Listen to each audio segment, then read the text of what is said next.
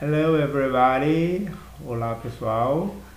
Vamos a mais uma aula de inglês. Esta é a aula de número 23 e hoje nós vamos ver algumas palavras no inglês britânico, British English, e no inglês americano, American English.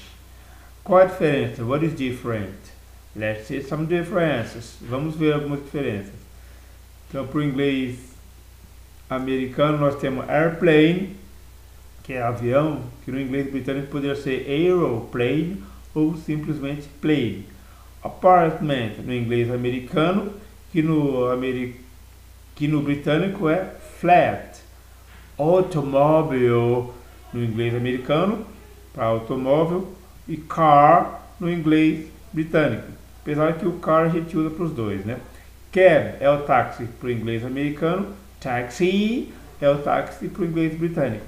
Candy é doce no inglês americano, sweet é o doce no inglês britânico. Cookie ou cracker é o biscoito no inglês americano e biscuit é o biscoito no inglês britânico. Downtown é o centro da cidade no inglês americano e o century é o centro no inglês britânico. Elevator é elevador no inglês americano. Lift é o mesmo elevador, só que no inglês britânico. French fries, batatas fritas no inglês americano. Chips, batatas fritas no inglês britânico. Gas, gasolina no inglês americano. Petrol é gasolina no inglês britânico. Mail é o correio no inglês americano. Post, o correio no inglês britânico. Elevator, elevador no inglês americano. Lift, elevador no inglês britânico. Restroom seria o banheiro no inglês americano. Public toilet, banheiro no inglês britânico. Stove é o forno no inglês americano. Cooker é o forno no inglês britânico. O stove e o cooker, né, às vezes eles traduzem como forno, às vezes como fogão, tá? Mas pode ser as duas coisas. O subway no inglês americano seria o metrô e o underground é o metrô no inglês britânico. Vacation é férias ou feriado no inglês americano e o holiday seria férias ou feriado no inglês britânico. Ok? Alguns exercícios aqui que eu quero que vocês façam. Match the words according to the vocabulary. Então, ligue, confronte, né, combine as palavras de acordo com o vocabulário. Então, eu tenho aqui why, a palavra em inglês. Então, eu quero que vocês digam o que é why. Então, se você perceber, se for fazer o computador, aqui não dá para eu clicar e fazer um xizinho aqui. Então, o que você pode fazer aqui embaixo, por exemplo? Vamos dar um exemplo aqui, como que eu faria. Então, eu colocaria aqui, por exemplo, why. Para mim, a resposta seria por quê na pergunta. Então, eu colocaria por quê, tá? E poderia tá bom? Então, para eu saber que esse porquê é um, é o outro. To learn, para mim, é o aprender. Aqui colocaria aprender, que seria o 2. Eu colocaria 2, tá bom? E assim eu vou fazendo para todas, para eu poder responder essas perguntas. Tá ok, pessoal? Deixa eu só arrumar aqui para vocês entenderem como vai ser isso.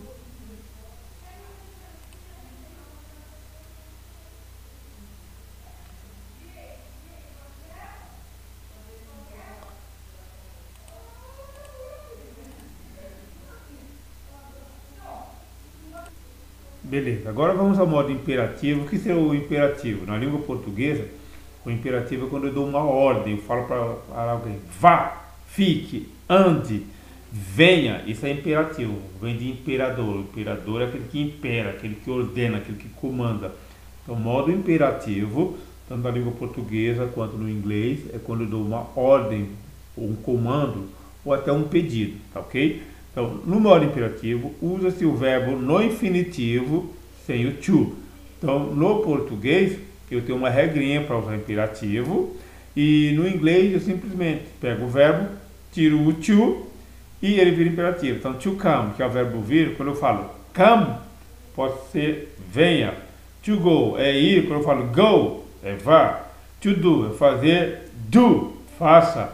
To make é fazer também, make, faça.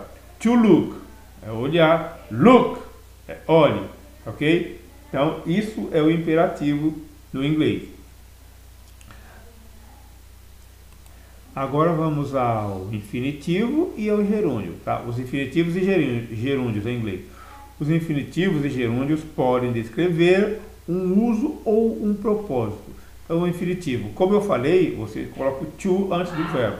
Então, tá aqui, ó. A modem is used to connect computers to phones. Então, um modem é usado para conectar. Então, tá aqui o to connect.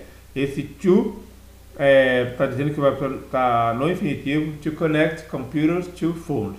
O modem é usado para conectar, para ligar computadores a telefones. Computers are often used to write letters. Os computadores são frequentemente usados para escrever cartas. Então, to write, escrever, infinitivo. I can use the World Wide Web to find information. Eu posso usar, consigo usar a web, né? Que isso aqui é de onde vem a sigla www, que a gente usava antigamente, que agora nem se usa mais, é dessa palavra, World Wide Web, tá? Ampla rede mundial, ou rede de dados mundial. To find, encontrar, achar. Information, informação. Então, estamos vendo o infinitivo, que é uso to antes do verbo. E o gerúndio? O gerúndio, em português, eu acrescento ando, endo, indo, onde. Falando, bebendo, sorrindo, pondo. Isso é o gerúndio em inglês. Em português. No inglês, o gerúndio, eu simplesmente acrescento ing. Então, aqui o verbo connect, tá? Eu vou colocar ing no final. It's used for connecting computers to phones. É usado para conectar, tá? Eu estou usando o gerúndio aqui porque tem uma preposição antes do verbo. Toda vez que eu usar uma preposição antes do verbo em inglês, ele vai para o gerúndio. É usado para conectar computadores a telefones. O próximo, they are often used for writing letters. Eles são frequentemente usados para escrever cartas. Pode ver que no português está no infinitivo, para escrever. Mas no inglês, como tem uma preposição antes do verbo, to write, ele vai para o gerúndio. É uma regra em inglês. Toda vez que tiver uma preposição antes do verbo, ele vai para o gerúndio. Então, eles são frequentemente usados para escrever cartas. A próxima. I can use it for finding information. Eu posso usá-lo para encontrar, para achar informações. Que para encontrar no português está no infinitivo, mas no inglês vem a regra que tem uma preposição antes do verbo. Sempre que tiver uma preposição antes do verbo, esse verbo vai para o gerúndio, ou seja, acrescenta-se ing. Beleza? Em algumas situações requerem que você use o infinitivo. Em outras situações, em algumas situações, o uso do gerúndio é mais apropriado. Tá? Em outras situações, você pode usar os dois. Tá? Isso tanto no inglês quanto no português. O infinitivo é formado por, como eu já falei para vocês, o infinitivo é formado com o to mais o verbo base, tá? Mais o verbo principal. Exemplo, to sing, cantar, to drink, beber. Então, isso é o infinitivo em inglês. O gerúndio é formado adicionando ing ao verbo base ou ao verbo principal. Então aqui tem o exemplo. Sing, acrescente o ing, singing. Need, acrescente o ing, needing. Make, acrescente o ing, making. Olha que interessante. Quando o verbo termina em e, você tira o e acrescenta ing. Tá? Então, cantando, precisando, fazendo. Go, acrescenta o ing, going. Come, acrescenta o ing, coming. Termina em e, então tiro o e e acrescento o ing. See, aqui eu já não tiro, ele termina em e, eu acrescento o ing. Por que eu não tiro o e aqui? Porque se eu tirar o e, ele vai mudar o verbo. O verbo see, ele tem dois e's. Então, quando termina com dois e's, é diferente quando termina com um e só. Então, aqui eu simplesmente acrescento o ing e permanecem os dois e's. Put, acrescento o ing. Só que aqui tem uma regra. O verbo aqui, ele termina com consoante, vogal e consoante. Ok? Sempre que o verbo terminar com consoante, vogal, consoante, aí o que eu faço? Eu acrescento o ing normalmente, mas eu dobro, olha aqui, eu vou dobrar essa última consoante do verbo. Tá bom? Então, isso é regra. Se o verbo termina em consoante, vogal, consoante, eu dobro a consoante e acrescento ing. Mais um verbo aqui, stop, tá? Eu vou acrescentar ing para virar gerúndio, parando, só que o verbo termina com consoante, vogal, consoante, tá? Aqui, consoante, vogal, consoante. Então, o que eu faço? Eu dobro a consoante, tá ok? Então, eu dobro a consoante, tá aqui, dobrei o P e acrescento ing, ok? Isso é regra em inglês. Verb there to be é o verbo haver em inglês. Haver no sentido de existir. Então, a gente conjuga ele de duas maneiras, tá? Só na terceira pessoa do singular, there is, e na terceira pessoa do plural, there are. Tá? A gente sempre traduz por a, existe, tá? Ou no singular ou no plural. No português eu falo, há um homem na casa, há dois homens na casa. Eu vou usar o a para os dois. No inglês eu já consigo diferenciar isso. There is, tá? Singular, então, there is a man in the house, há um homem na casa, existe um homem na casa. E o there are, no plural, there are many people in the office. Há muitas pessoas no escritório. Existem muitas pessoas no escritório. Tá? O passado é a mesma coisa, só vou mudar o is por was e o are para were. Então, there was é o passado, havia, houve. Tá? There was a single question I knew. Aqui, havia uma simples questão que eu sabia. Esse que aqui está embutido, tá? Eu não preciso colocar, mas se eu quiser colocar, eu vou colocar that. There was a single question that I knew. Havia uma questão simples, uma simples questão que eu sabia.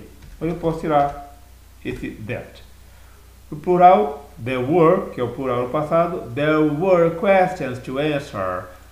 Havia questões para responder. Ok? E o futuro, eu vou colocar esse is, esse are, eu vou colocar no futuro, que seria will be. Pode ver que o there sempre vai continuar. Então, there will be for us. There will be good news for us in the future. Haverá boas notícias para nós no futuro.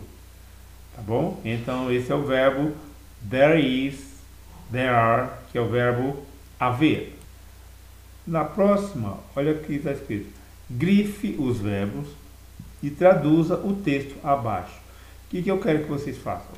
Quero que vocês leiam esse texto, tá? E ver tudo que é verbo no presente, no passado, no futuro. Vocês grifem, né? Ou quem estiver fazendo no computador, né? Pode deixar em vermelho, pode sublinhar, pode deixar grifado, só para eu saber o que é verbo. Depois que vocês grifarem todos os verbos, vocês traduzirem esse texto aqui para mim. A ideia é traduzir sem colocar a frase no Google. Tá? O máximo que você pode fazer é colocar a palavra que você não conhece. Vamos dizer, por exemplo, que você não sabe a palavra resume. Tá? É uma palavra em francês, mas ela é usada em inglês, tá? Para resumo. Tá? Resumo às vezes pode ser até currículo também. Então eu não sei como que é essa palavra, o que significa. Aí eu vou procurar essa palavra no dicionário, tá bom? É essa a ideia. Então procuro essa palavra e o resto eu tentar traduzir daquilo que eu sei. Porque se você pegar a palavra tudo e colocar no Google para traduzir, então eu não estou treinando meu inglês. Então vamos ler para vocês e vocês vão traduzir e mandar para mim. A resume tells about your education. It also tells about your work, experience and skill. There are many ways of organizing a resume. Choose the format that best showcases your skills and experience. It may be helpful to look for examples on the internet or in books at your local library or bookstore. Typically, an employer has a very limited amount of time to review your resume. It is important to make sure it is clear and concise and highlights your skills and experiences effectively through the use of formatting, ordering, and headings. Do not omit any requested information and make sure that the information you provide is correct. Ok? Então o que vocês vão fazer? Vão grifar todos os verbos desse texto e aqui embaixo vão traduzi-lo, vão traduzir o texto para mim e depois me enviar para dar uma corrigida. Ok? Então agora vamos aos números do 220 até o 230. Então, 220, 220, 221, 221, 222, 222, 223, 223, 224, 224, 225, 225, 226, 226, 227, 227, 228, 228, 229, 229 e 230, 230. Vamos falar de novo, só em inglês agora. 220, 221, 222, 223, 224, 225, 226, 227, 228, 229,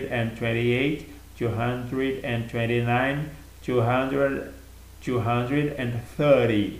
Ok? Bom, pessoal, então essa foi a aula de hoje. Façam os exercícios, ok? E mandem para mim, para eu dar uma olhada, para dar uma corrigida. E até a próxima aula. Até mais!